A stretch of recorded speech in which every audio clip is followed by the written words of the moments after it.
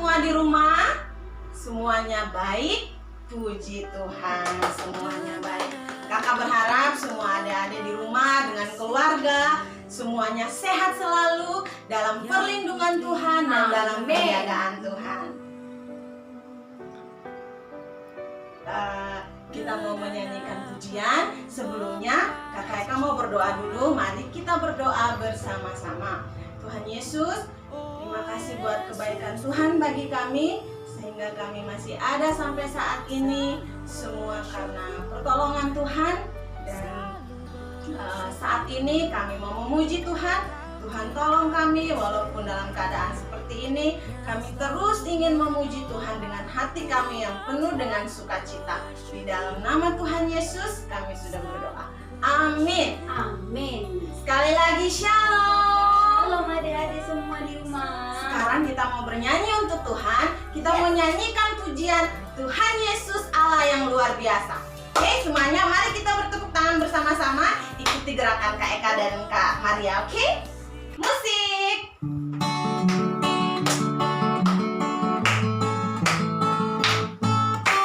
Tuhan Yesus Allah yang luar biasa. Apapun Dia bisa. Dalamnya hatiku pun selalu olehnya mujizat bercahaya.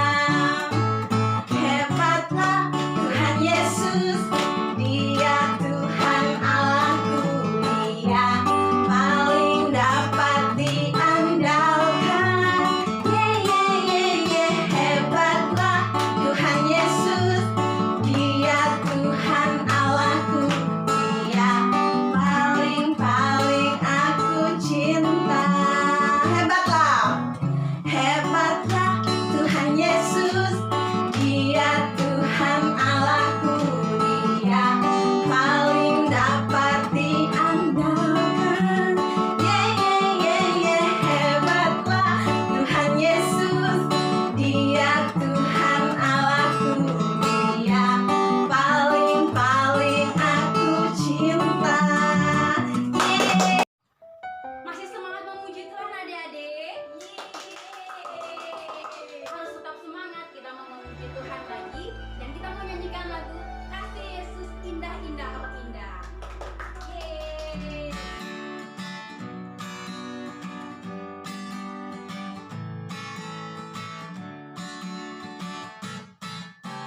Kasih Yesus indah indah oh indah, kasih Yesus indah indah oh indah. Lebih indah dari pelangi, lebih indah dari bintang di langit, lebih indah dari bunga di taman. Oh Yesusku, sekali lagi kasih indah oh indah. Kasih Yesus indah indah oh indah, kasih Yesus indah indah oh indah. Lebih indah dari pelangi, lebih indah dari bintang di langit, lebih indah dari bunga di taman. Oh Yesusku, lebih indah dari pelangi, lebih indah dari bintang di langit, lebih indah dari bunga di taman. Oh Yesusku.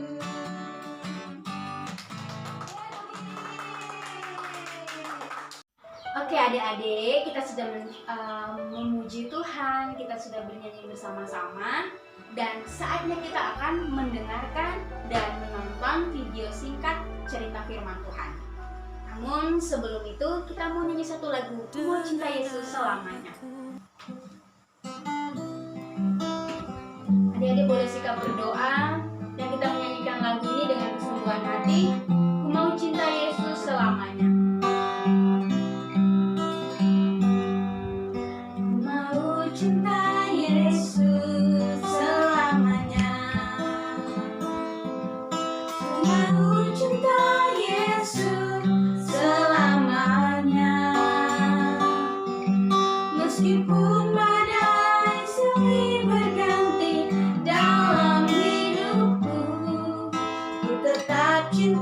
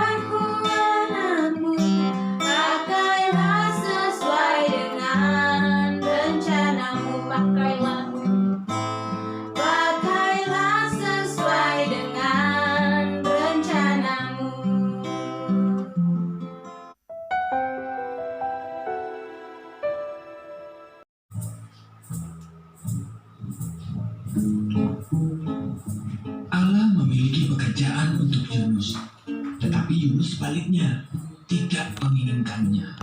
Allah mengutus Yunus untuk pergi ke suatu tempat bernama Niniwe, dan Allah ingin agar Yunus mengatakan bahwa Allah mencintai orang-orang Niniwe.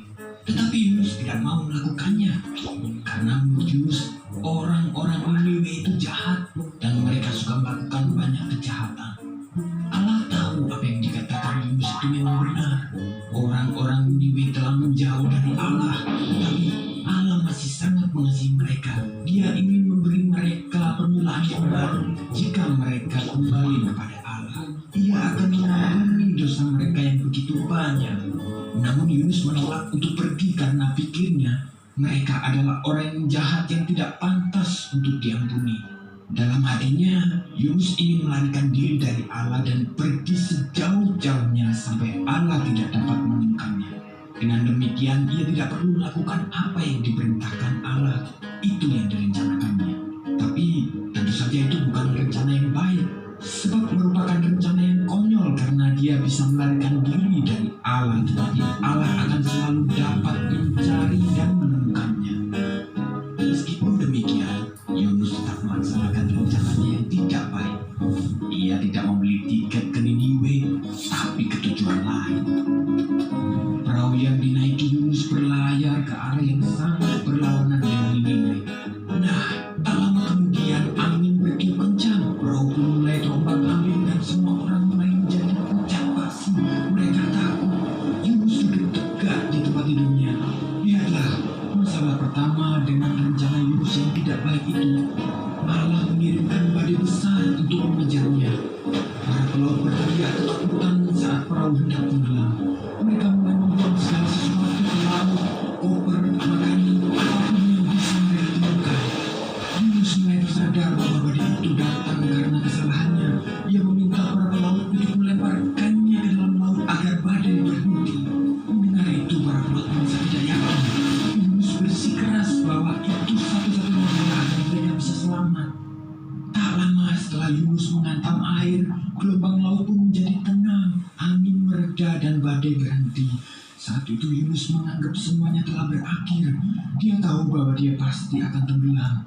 Tetapi Tuhan mengirim seekor ikan besar untuk menyelamatkannya. Ikan tersebut menelan Yunus hidup-hidup dengan sekali telan. Dalam kegelapan yang seperti kuburan itu, dia mencium bau busuk makanan dan merasa rumput laut yang berlendir. Segeralah ia tahu bahwa ia belum mati. Dia berada di dalam perut ikan yang besar. Selama 3 hari penuh, Yunus duduk di sana dalam kegelapan. Ia menghabiskan banyak waktu untuk berpikir. Ia mulai menyadari rencananya yang sangat konyol. Dia menyesal karena telah melarikan diri dari Allah. Ia berdoa kepada Allah dan meminta agar Allah mengampuninya. 3 hari kemudian, ikan memuntahkan Yunus ke pantai berpasir. Saat itu, Yunus mendengar suara orang memanggil namanya dan menyuruhnya untuk pergi ke Niniwe. Itu suara Allah. Kali ini, Yunus tidak menolak untuk pergi ke Niniwe untuk mengabarkan berita yang luar biasa kepada orang-orang di sana. Kepada mereka, Yunus mengatakan bahwa Allah tidak pernah berhenti mencintai mereka.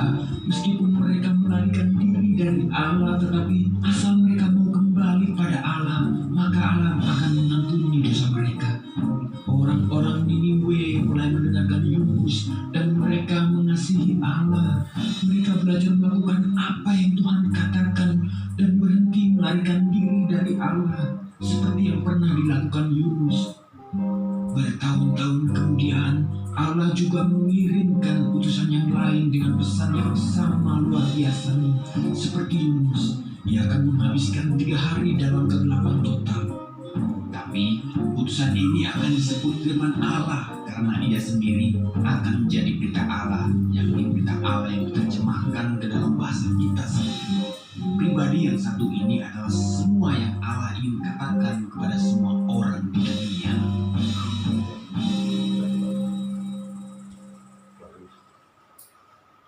Oke, adik-adik, Kak Maria, kita kan Iya. sudah mendengarkan firman Tuhan melalui video tadi Iya, betul sekali, ceritanya tentang Yunus ya tentang Kakak. Yunus berada di perut ikan. Oke, adik-adik, dari cerita tadi Kak Eka sama Kak Maria mau menjelaskan ada hal yang kita perlu pelajari dari Betul sekali. Yunus, Kak Maria. Ya. Yang pertama, kita harus belajar untuk mendengarkan suara Tuhan.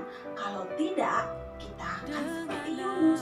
Yunus dibuang ke dalam perut ikan karena tidak mau mendengarkan suara Tuhan. Yang kedua, Kita juga harus taat mendengarkan suara Tuhan. Tidak hanya mendengarkan saja, tapi juga harus taat. Tidak mendengar aja, tapi harus taat. Ya Tuhan, saya mau melakukannya. yang ketiga, kita harus melakukan perintah Tuhan atau Iya, firman firman Tuhan. Tuhan. Oke. Ya, jadi itu ya teman-teman. Itu ya adik-adik ya. Kita harus mendengarkan suara Tuhan, kita harus taat, dan yang ketiga, kita harus melakukan. Oke adik-adik, terima kasih. Tuhan Yesus memberkati.